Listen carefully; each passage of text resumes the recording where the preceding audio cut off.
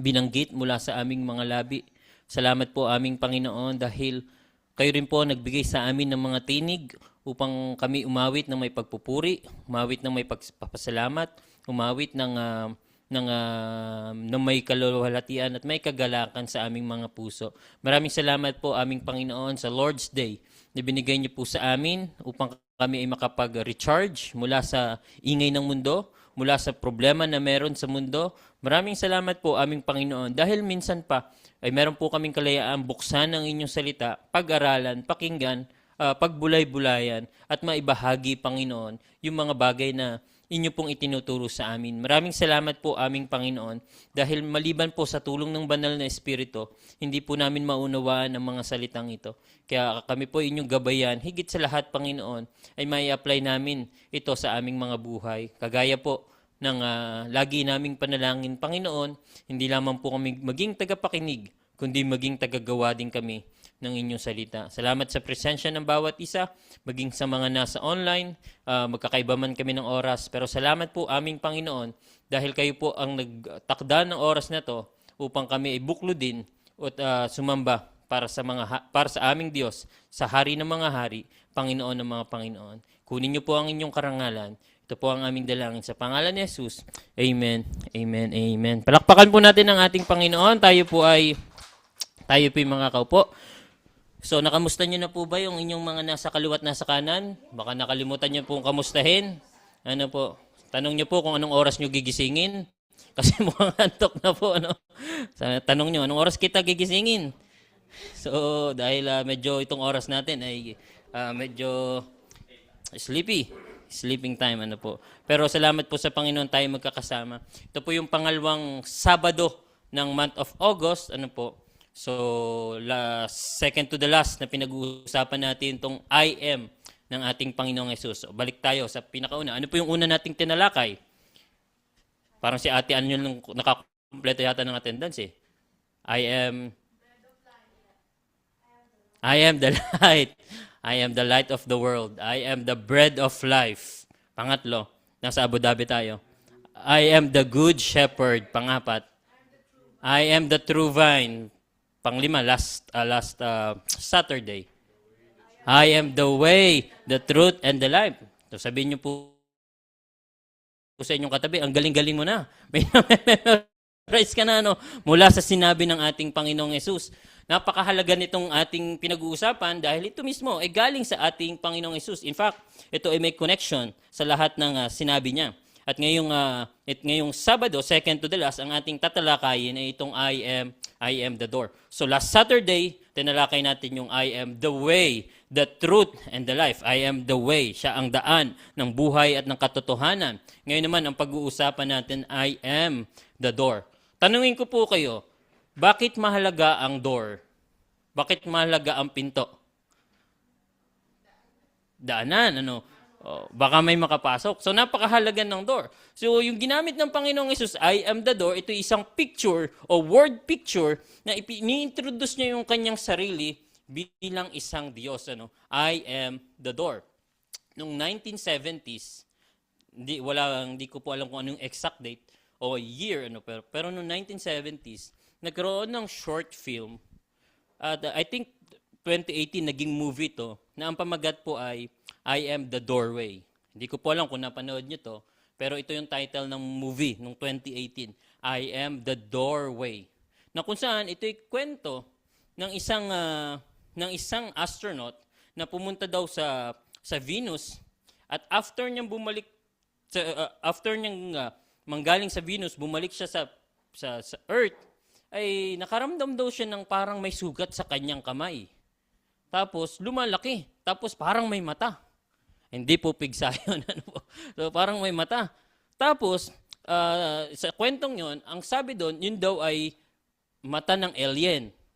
Parang binabantayan daw ng alien kung ano ang nangyayari sa Earth. Galing daw sa Venus yung alien at yun yung nagiging eye-opener nila kung ano ang nangyayari sa Earth. Kaya lang ang nangyayari, hindi lang doon natatapos. Ang ginawa niya, dahil sa meron siyang something sa kanyang kamay, yung kanyang kamay ay nakakapatay ng tao. Pinapatay niya yung kanyang kaibigan, pinapatay niya yung kanyang kakilala, makasalubong pinapatay niya. Kahit ayaw niya, pinapatay niya. Kaya ang ginawa niya, sinunog niya yung kanyang kamay para matanggal itong nangyayari sa kanya. Kaya lang hindi niya namalayan na yung mata pala lumipat sa kanyang dibdib. So, ang ginawa niya para matapos ay pinatay niya yung kanyang sarili. Pinatay niya yung kanyang sarili. Yung title, I am the doorway, ay malapit sa sinabi ng ating Panginoong Hesus, I am the door. Na kung titingnan natin, kabaliktaran dito sa kwento ng movie na to. Ito ay nagpapatunay o inilalarawan ng ating Panginoong Hesus na siya yung pinto ng buhay at ng katotohanan. Siya yung pinto kung saan pwede nating maranasan yung kanyang kaligtasan. Siya yung pinto kung saan pwede nating maranasan yung pagpapala mula sa ating Panginoon. Sabi sa ating binasa kanina, I am the door. If anyone enters by me, he will be saved and will go in and out and find pasture. So, sabi po sa Tagalog, ako ang pintuan, ang sino mang pumapasok sa pamamagitan ko'y maliligtas. Papasok siya at lalabas at makakatagpo ng pastulan. Para mas lalo po nating maunawaan ito, kailangan nating kunin yung konteksto kung bakit sinabi ito ng ating Panginoong Hesus. Kung babalik po tayo sa chapter 9, ito ay chapter 10, at babalik tayo sa chapter 9.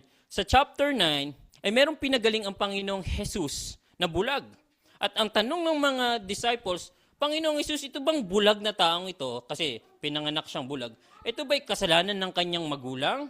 O kasalanan niya mismo? Kaya nakakaranas siya ng ganito. So, yun yung kanilang question.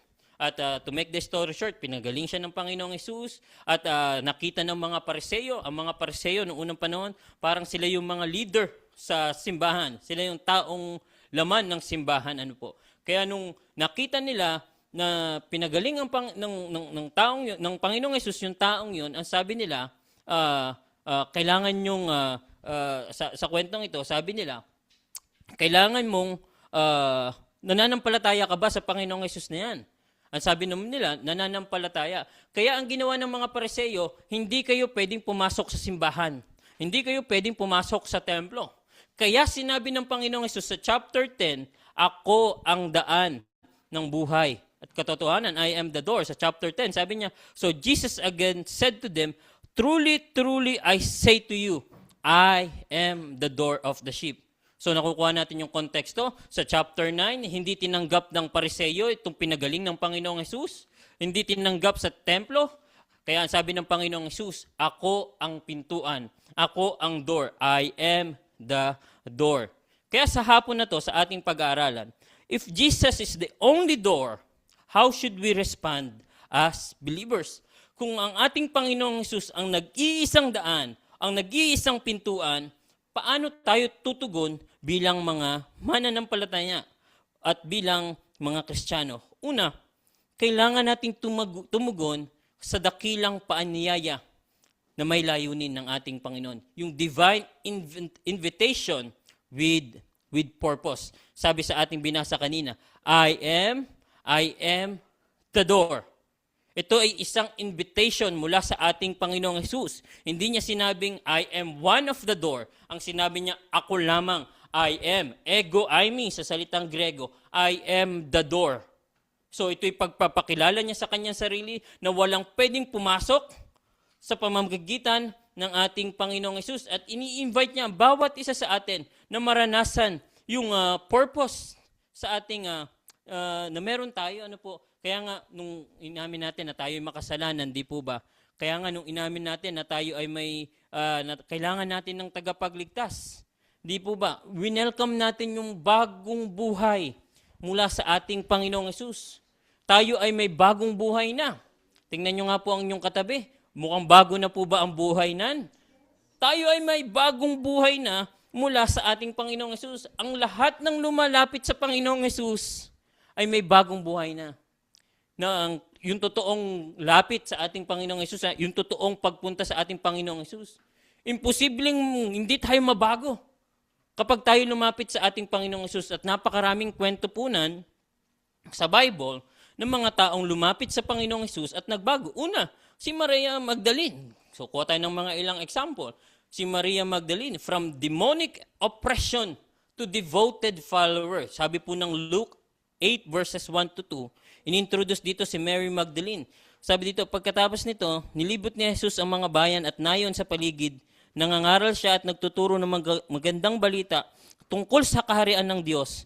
Kasama niya ang 12 at ilang babaeng pinagaling niya sa masasamang espiritu at sa kanilang mga karamdaman. Si Maria na tinatawag na Magdalena, kasama po doon sa mga pinalaya. So, itong si Maria Magdalena, siya din po yung nagbasag ng pabango sa paanan ng ating Panginoong Hesus. Imagine niyo po, from demonic oppression, nung nakilala niya ang Panginoong Hesus, nung naranasan niya yung biyaya ng ating Panginoong Hesus, she became a devoted follower ng ating Panginoong Hesus. Si Zaccheo. So ano naalala niyo po pag nabanggit ang pangalan ni Zaccheo? Mayaman, ano po? Dahil sa mga tax, sobra-sobra siyang maningil. So Zacchaeus, from greedy tax collector to generous disciple. Nung na-meet niya ang Panginoong Hesus, nung meron siyang conversation mula sa Panginoong Hesus, sabi ng Luke 19 o Lucas 19, tumayo si Zaccheo at sinabi niya kay Jesus, Panginoon, ipamimigay ko po sa inyo, ipamimigay ko po sa mga mahihirap ang kalahati ng aking mga kayamanan. At kung ako'y may nadayang sinuman, isasauli ko ito sa kanya ng maka-4 na beses. From greedy tax collector, nung na-meet niya ang Panginoong Hesus, nung naranasan niya yung biyaya ng Panginoong Hesus, he became a generous disciple. May pagbabagong nagaganap. At syempre, yung kilalang-kilala natin lahat, yung isa sa pinakamaraming naisulat sa Bible, from Saul to Paul, from persecutor to preacher. Ano po, si Paul na napakaraming napatay dahil sa pagiging Kristiyano. At si Paul na ang daming niyang pinapatay dahil ayaw niya ng Kristiyano. Si Paul na marami siyang tinuligsang o kinalaban ng mga simbahan dahil ayaw niya ng turo ng Panginoong Hesus. Pero dahil naranasan niya ang Panginoong Hesus, from a persecutor, he became the preacher. Sabi ng 1 Timoteo sa testimony ni Paul, sabi niya, totoo ang pahayag na ito at dapat paniwalaan ng lahat. Si Kristo Jesus ay dumating sa sanlibutan upang iligtas ang mga makasalanan at ako ang pinakamasama sa kanila. Yun ang sabi ni Paul. Ako ang pinakamasama, ako ang pinakamadaming kasalanan, pero naranasan ko yung biyaya ng ating Panginoong Hesus. Naranasan niya yung divine invitation ng ating Panginoong Hesus, I am the door. Naranasan niya ng babagong buhay, hindi dahil sa mabuting gawa, kundi dahil sa ating Panginoong Hesus. May magandang sinabi po dyan, si John Piper. Ang sabi niya, the newness of life in Christ is not only about moral transformation, but a radical means kakaiba, spiritual change. But a radical spiritual change. Kaya nga nung ini-invite tayo ng Panginoong Hesus, I am the door. Ini-invite niya tayo sa bagong buhay. Ini-invite niya tayo sa bagong pagkatao natin. Kaya tayo, yung term na born again, hindi po yung religion. Yun yung reality natin. Na tayo pinanganak muli. Na tayo hindi na tayo namumuhay sa ating dating pagkatao. Hindi na tayo nabubuhay sa ating dating sarili. Kundi tayo namatay na sa ating mga kasalanan. At ang nabubuhay na sa atin ang ating Panginoong Hesus. I am the door. Kaya nga yung invitation ng ating Panginoong Hesus, hindi po ito sinasayang. Ito'y tinutugunan dahil may layunin. Dati, ang layunin natin sa buhay nung wala pa tayong Kristo, di po ba? Ang layunin natin ay magpayaman. Ang layunin natin ay palakpakan ng mga taong nakapaligid sa atin.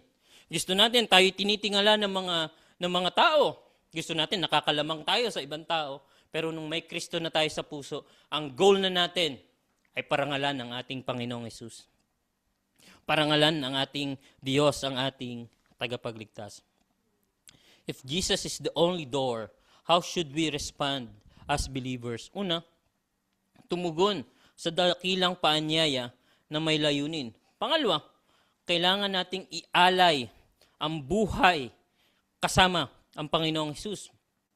Kailangan nating i-offer your life in partnership Siyempre, hindi naman sinabi ng Panginoong Hesus, I am the door lang. Ang sabi pa niya dito sa ating binasa, if anyone enters by me, so mapapansin natin yung pronoun, ano po? So first personal pronoun. If anyone enters by me, he will be saved and will go in and out and find pasture, sabi sa Tagalog. Ang sino mang pumapasok sa pamamagitan ko'y maliligtas. Hindi sinabi ng salita ng ating Panginoong Hesus, ang sino mang pumasok sa pamamagitan ng mabuting gawa ay maliligtas. Ang sino mang pumasok sa pamamagitan ng relihiyon ay maliligtas. Ang sabi ng Panginoong Hesus, ang sino mang pumasok sa pamamagitan ko. So, with partnership, ano po? Sinasabi ng Panginoong Hesus na kailangan nating isurrender ang ating sarili, kailangan nating ialay ang ating sarili sa ating Panginoong Hesus. Sa ating Panginoong Hesus. Tanong ko po sa inyo mga kapatid, totoo po bang inalay na natin ang ating buhay sa ating Panginoon? Totoo po bang tayo ay sinurrender na natin ang buhay natin sa ating Panginoon? Minsan, si J.W. Van Deventer, isang sikat na artist, parang teacher nga din siya by profession, mayaman siya. Nakukuha niya lahat ng bagay. Sikat siya. Napapalakpakan siya ng mga tao sa kanyang paligid. Pero one time, na-realize niya, parang may kulang. Na-realize niya na parang hindi sapat yung kanyang, though meron siyang pera, marami siyang ari-arian, pero parang may kulang. Parang hindi siya masaya sa kanyang buhay. And that time, na-realize niya na ang kailangan pala niya ang Panginoong Hesus sa kanyang buhay. Na kung meron mang kukumpleto sa kanyang buhay, walang iba kundi ang ating Panginoong Hesus. Kaya gumawa siya ng isang kanta. At ito'y kinakanta sa hymnals ngayon, ang title ay I Surrender All. Sabi sa lyrics, all to Jesus I surrender. All to Him I freely give. I will ever love and trust Him, in His presence daily live. All to Jesus I surrender, humbly at His feet I bow. Worldly pleasures all forsaken, take me Jesus, take me now. All to Jesus I surrender, make me Savior, truly know Thou art mine. At sabi sa chorus, I surrender all, I surrender all. All to Thee, my blessed Savior, I surrender all. Mga kapatid ko sa Panginoon, totoo bang sinurrender na natin lahat sa ating Panginoon? Totoo bang ibinigay na natin lahat sa ating Panginoon? Yung ating mga galit, yung anxieties, disappointment, mga pagod, lahat, yung ating buhay, binigay na ba natin lahat sa ating Panginoon? Giving up everything for God. For God. Mga kapatid, offer your life in partnership. Kasama po natin ang ating Panginoong Hesus sa mundong ito. Amen po ba? Kasama natin ang ating Panginoong Hesus sa ating paglilingkod, sa ating mga trabaho, sa ating pinagdadaanan. Alam niyo po, isa sa mga gusto kong part do sa Psalm 23 na very familiar verse, sabi ni David, even though I walk. Hindi po niya sinabing, what if I walk? Hindi niya sinabing kung sakali bang ako'y lalakad dyan.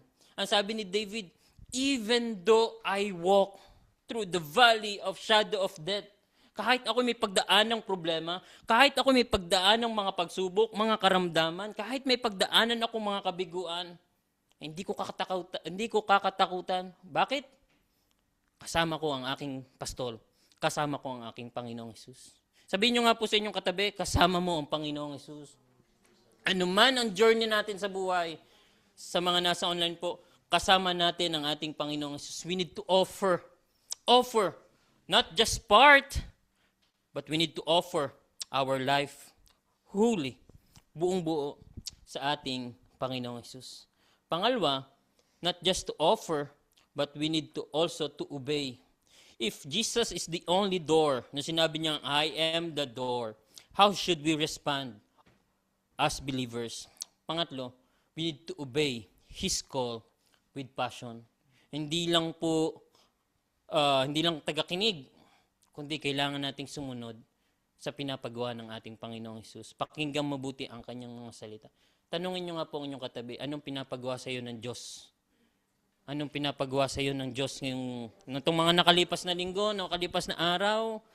Sinasabi ba ng Diyos na mahalin mo ang iyong kapwa?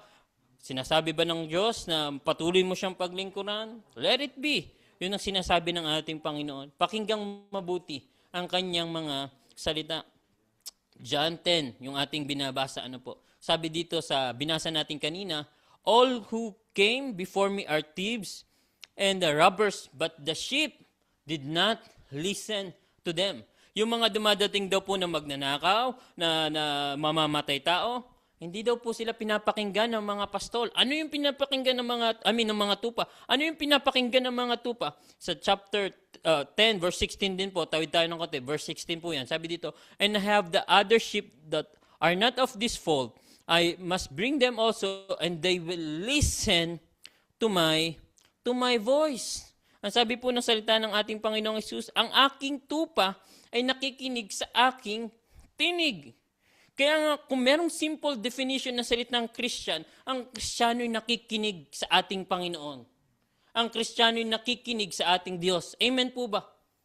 Ang totoong Kristiyano ay marunong makinig. Sabihin niyo po sa inyong katabi, makinig ka na. May sinasabi sa atin ng ating Panginoon. Ano man ang kanyang sinasabi, meron siyang pinapasabi. Kaya nga may dalawang lesson tayong titingnan patungkol sa pakikinig sa ating Panginoon. Una, it's not about the messenger. Amen po ba? It's not about the messenger. It's all about message. The message. Hindi ito patungkol kung sino ang nagsalita. Minsan kasi may kinalaman niyan kung sino ang nagsasalita. Di po ba? It's not about the messenger, kundi ito ay patungkol sa salita ng ating Panginoon. Halimbawa, may natanggap po kayong message o may nag-chat sa inyo ng hindi maganda. Halimbawa, nakareceive kayo ng unexpected message. Ano po ba ang inyong gagawin? Itatapon nyo po ba ang inyong iMac? Itatapon nyo po ba ang inyong cellphone kapag may nabasa kayong hindi maganda? Anong gagawin nyo? Kanino kayo magagalit? Doon sa nag-send ng message. Hindi naman doon sa cellphone. Hindi naman doon sa gadget. Di po ba? At yung salita ng ating Panginoon ay patungkol. It's not about the messenger. It's all about God's message. Kaya nga tinanong ko sa inyo kanina, ano ang sinabi sa iyo ng Panginoon? Ano ang pinapagawa sa iyo ng Panginoon? Isa sa magandang example na pwede nating tularan ay itong si Mary. Nung narinig niya. So, hindi pa namang Christmas, pero next month, September na, birthday na ni Ate Ann, So, birthday natin, bare months na. Pero si Mary, nung nabalitaan niyang mababalitaan niya mula sa mga pastol, sabi ng Luke 2:18-19, and all who heard it were amazed at what the shepherds said to them. Tingnan niyo po yung ginawa ni Mary. In fact, pwede nilang hindi pakinggan tong pastol. Kasi nung unang panahon, sa panahon ng Panginoong Hesus, hindi naman pinapansin ng mga pastol. Pero anong ginawa ni Maria nung narinig niya yung sinabi ng mga pastol? But Mary treasured up all these things and pondered them in her heart. Iningatan ni Maria yung salita ng ating Panginoon, pinagbulay-bulayan, pondered. Talagang itinago niya ang salita ng Panginoon sa kanyang puso. Una, it's not about the messenger, it's the message. Pangalawa, lesson sa pakikinig sa salita ng ating Panginoon ay it's not just about hearing, it's connecting. May sinasabi sa iyo ang Panginoon sa pamamagitan ng MTM, ang ganda ng ating MTM sa Habakkuk, sa Philippians. May sinasabi sa iyo ang Panginoon. Paano ka nakaka-connect sa sinasabi ng Panginoon? Paano mo ginagawa yung sinasabi ng ating Panginoon? Sabi ng verse na ginawa ni Mary, balik tayo. But Mary treasured up all these things and pondered them in her heart. Tingnan natin sa salitang Griego kung ano ba ang ibig sabihin ng treasure and ponder. Sa salitang Griego, the word treasure means synterio. sinteryo, na ibig sabihin is to preserve with close care. Na iingatan talaga yung salita ng ating Panginoon. Yung ginawa ni Maria. Binantayan niyang mabuti yung salita ng Panginoon. Iningatan niya, preserve with close care. Yung ponder, ang ibig sabihin ay simbolo, na ang ibig sabihin is to connect what's happening in life. Pinagbulay-bulayan ni Maria yung narinig niyang salita. Pinagbulay-bulayan ni Maria yung sinabi ng Panginoon sa kanya sa pamamagitan ng mga pastol. At kinonect niya kung ano yung konteksto niya, kung ano nangyayari sa kanyang buhay. Kaya nga kung atin titingnan, Mary preserved the word of God in her heart, so it will not forgotten. And she connected the word of God to her experience and to her context. Mga kapatid, ulitin ko, ano sinasabi sa iyo ng Panginoon? Naririnig mo pa ba ang Panginoon? Of course, meron tayong Bible, may audible voice sa kaparaan ng in a special way, But yung Bible ay salita ng ating Panginoon. Kaya nga hindi natin pwedeng sabihin na hindi nagsasalita ang Panginoon sa atin hanggat sarado ang ating mga Biblia. Hindi natin pwedeng sabihin na walang sinasabi ang Panginoon sa atin hanggat hindi mo binubuksan ang salita ng ating Panginoon. We need to obey. We need to obey His call with passion. Pakinggan mabuti ang kanyang mga salita. At pang-apat, we need to rest. If Jesus is the only door, how should we respond as believers? Rest on His promises with peace. Magpahinga sa kanyang mga pangako na may kapayapaan. Sabihin nyo nga po, pahinga. Sabihin nyo nga po, pahinga. Kailangan na po ba ng pahinga ng katabi ninyo? Sabihin mo, mukhang pagod ka na. Mukhang kailangan na natin ng pahinga. In fact, pinapahalagahan talaga ang rest. Sa ating, di po ba sa ating mga trabaho, mayroong mga 1 month annual leave. May tinatawag tayong annual leave. Meron din tayong mga tinatawag na sick leave. Yung iba, sobra-sobra sa annual leave. Sobra-sobra sa gamit. Pero, pinahalagaan natin yung rest. Pinahalagaan natin yung pahinga. Sa Bible, nagpapahinga tayo, hindi lang basta pahinga, kundi nagpapahinga tayo ng may pangako ng ating Panginoong Hesus with peace. Sabi dito sa ating binasa kanina, I am the door. If anyone enters by me, he will be saved and will go in and out and find pasture. Alam niyo po yung salitang pasture, yun ay napakahalaga sa mga tupa. Yun yung kanilang security, yun yung kanilang rest. Kapag nakakita sila ng pastulan, yun lang yung time na pwede silang napayapa sila, yun lang yung time na makakahinga sila, yun lang yung time na makaka-relax sila. Kaya nga daw, praise, go in and out and find pastures means safety and security. Nung sinabi ng Panginoong Hesus, I am the door. Gusto ng Panginoong Hesus na ang bawat isa sa atin ay maranasan natin yung kapahingahan mula sa ating Panginoong Hesus. Gusto ng Panginoong Hesus na lumapit tayo sa Kanya, na tayong mga napapagal, sabi sa Matthew 11:28, come to me, all who are labor, yung salitang labor, yung mga pagod na, and heavy laden, yung mga bigat na. At anong pangako ng Panginoong Hesus? Bibigyan kita ng kapahingahan, and I will give you rest. Tingnan nyo nga po ang inyong katabi ulit, kung kailangan na ng kapahingahan, pwede po tayong lumapit sa ating Panginoong Hesus. Sabi sa Tagalog, lumapit kayo sa akin, kayong lahat na nahihirapan, at lubhang nabibigatan sa iyong pasanin, at kayo'y bibigyan ko ng kapahingahan. Alam niyo po, na-share ko na sa inyo itong si Carrie Ten Boom, at nakukote ko na rin siya sa inyo. Itong babaeng ito ay nakaligtas sa Holocaust. Yung Holocaust ay yung nangyaring World War II na sinimulan ni Hitler. Dalawa silang magkapatid, Kristiyano, yung isa namatay. At ito si Carrie Ten Boom ay nakaligtas. Sa kanyang mga articles, meron siyang isang quotations na very familiar at nakaka-encourage. Sabi niya, if you look to the world, you will be distressed. Kapag tumingin ka daw sa mundo na meron tayo ngayon, madidistress ka. Makarinig nga lang tayo ng balita, di po ba? Baha na naman sa Pilipinas. Inuuna pa yung ganito. Meron na namang gera sa ating paligid. Meron na namang magtataasan na naman ang mga bilihin. Madidistress ka talaga eh, di po ba? If you look to the world, kahit sabing nasa Pilipinas ka o nasa UAE ka, talagang madidistress ka. Sabi pa niya, sabi ni Corrie ten Boom, if you look within you, you will be depressed. Kapag tiningnan mo daw ang iyong sarili, madidepress ka. Naranasan ko po yan nung tiningnan ko yung sarili ko kanina sa salamin, ang laki ng tiyan ko. Nakaka-depress naman talaga eh. Ano, di po ba? Parang, pag tiningnan mo ang sarili mo, madidepress ka. Pero ang sabi niya sa huli, but if you look at Christ, you will be at rest.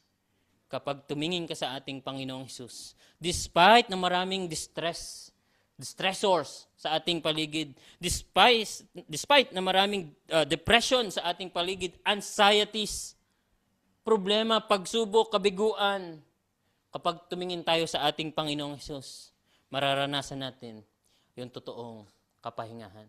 Kaya nga sinasabi niya sa atin, lumapit kayo sa akin, hanapin niyo yung totoong kapahingahan.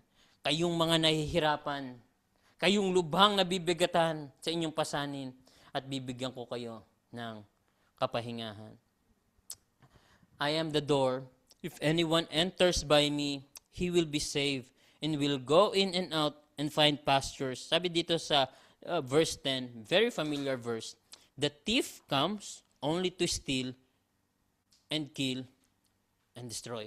Alam niyo po, ito ang ginagawa ng kaaway sa ating mga buhay. At ito lang yung kanyang purpose, pati sa ating buhay mag-asawa, sa ating iglesia. Ang gusto ng kaaway, nag-aaway-away tayo. Masaya ang kaaway kapag nag-aaway-away tayo. Kaya wag niyo pong aawayin yung katabi niyo. Ano po, mabait yan. Wag niyo pong aawayin yung katabi niyo. Ano po. Dahil yun yung gusto ng kaaway, sirain tayo. Sirain ang ating relasyon sa isa't isa. Pero alam niyo po, yung ating mabuting pastol, nung sinabi niya, I am the door, I came that they may have life and have it abundantly.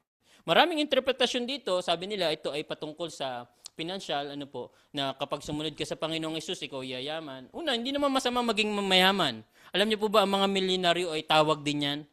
Ano po, talagang binibless din ng Lord yung mga ibang tao para mag-extend din ng blessing. Ang pagiging mayaman ay tawag din ng ating Panginoong Hesus. Pero, wag din naman nating kalimutan, wag din naman nating i-judge na yung mga wala ay hindi na binibless ng Lord. In fact, si Paul, di po ba, sinabi niyang sapat lagi ang biyaya ng Panginoon. So, hindi ibig sabihin na hindi niya nararanasan yung pagpapala, ay hindi na siya blessed ng Panginoon. May iba't ibang journey lang. Pero I think, ang pinakamalapit na sinasabi ng Panginoong Hesus dito that I came that they may have life and have it abundantly. Ang tinutukoy po niya ditong abundantly ay yung banal na espiritu, yung bunga ng banal na espiritu. Na kapag tayo ay nasa Panginoong Hesus, lagi ko po sinasabi sa inyo to, hindi pwedeng hindi lalabas itong bunga ng banal na espiritu sa ating mga buhay. Yung love, yung joy, yung peace, yung patience, yung kindness, yung goodness, yung faithfulness, yung gentleness, at yung self-control. I think ito yung tinatalakay ng Panginoong Hesus dito, yung salitang abundantly, na pumunta ang Panginoong Hesus upang magkaroon tayo ng buhay at tayo sumagana sa bunga ng banal na espiritu sa ating mga buhay. Dito na po ako magtatapos sa kwentong ito. Hindi ko lang nasama sa slide. Minsan, may dalawang mag-asawang Chinese. Wong ang kanilang apelyido. Nagpe-pray sila na magka-baby, nagpe-pray sila ng family. Minsan, nabuntis yung babae at nanganak. Pagtingin ng lalaki sa kanilang anak, ang laking gulat niya. Kasi sabi niya, hindi niya kamukha yung anak niya. Di ba, ang Chinese, medyo maliit na mata, di po ba? Yung baby, hindi naman, sobrang laki. Parang hindi Chinese yung mata ng bata. Tapos yung kulay, iba pa sa kanyang kulay. Ang sabi po ng tatay ay, ito ipapangalan natin sa kanya, something. Kaya nung nilagay sa birth certificate yung kanyang pangalan, something Wong. Parang may iba, Parang hindi ko yung kamukha, Kaya there's something Wong. Alam niyo po mga kapatid ko sa Panginoon, there's something Wong. kapag hindi po natin nakakamuka ang Panginoong Jesus. Kapag ang iglesia hindi lumalakad sa wangis ng Panginoong Jesus, there's something wrong.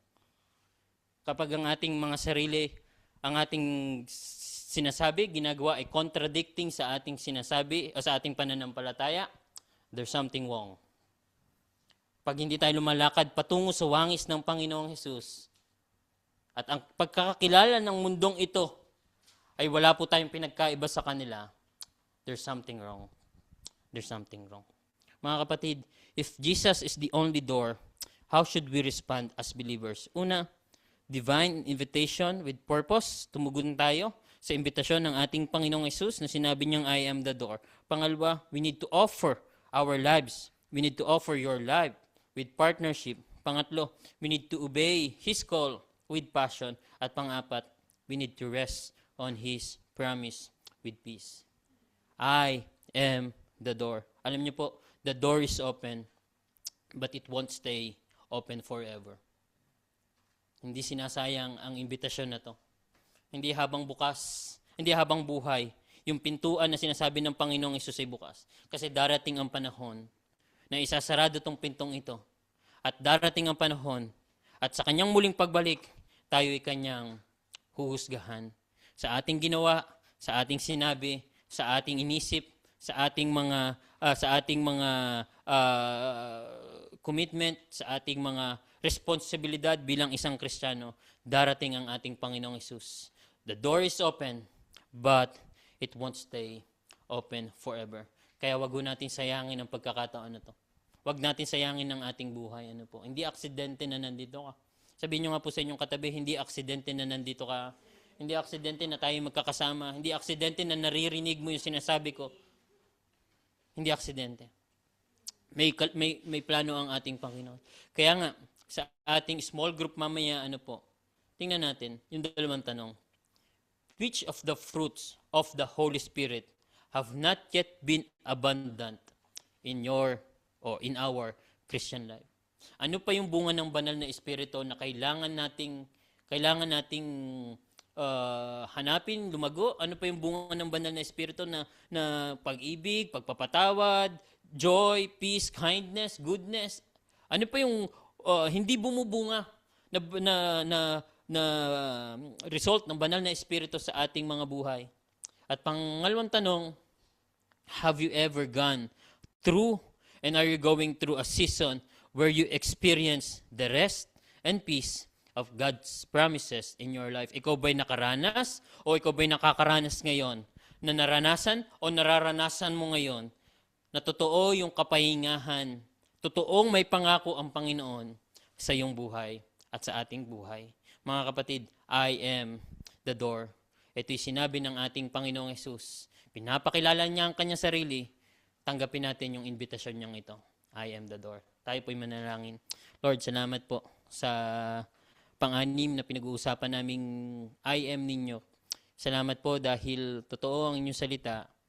At salamat po dahil ito'y word picture lamang pero napakahalaga. Lord, ang isa sa mga larawan ng door ay kaligtasan. Kapag kami pumasok sa isang tahanan, sa aming mga kwarto, sa aming mga pintuan, Panginoon, ay nararanasan namin yung kapahingahan. Nararanasan namin na kontento kami. Nararanasan namin yung totoong safetyness na nagmumula sa inyo. Lord, tulungan niyo po kami na yung aming buhay Kristiyano ay hindi po naming laruin. Tulungan niyo po kami, aming Panginoon, sa mga kasama ko ditong mga kapwa ko tatay. Tulungan niyo po kami magpakatatay sa aming mga anak, sa aming mga asawang lalaki. Tulungan niyo po kami maging asawang lalaki na kung saan ay pinapakita po namin si Kristo sa aming buhay, Panginoon. Sa mga asawang babae, salamat po sa kanila. Alam namin na mahal niyo sila. Lord, nawa ipatuloy din pong bumunga ang banal na Espiritu sa kanilang buhay. Alam namin na hindi pa kayo tapos at may ginagawa pa kayo sa kanila.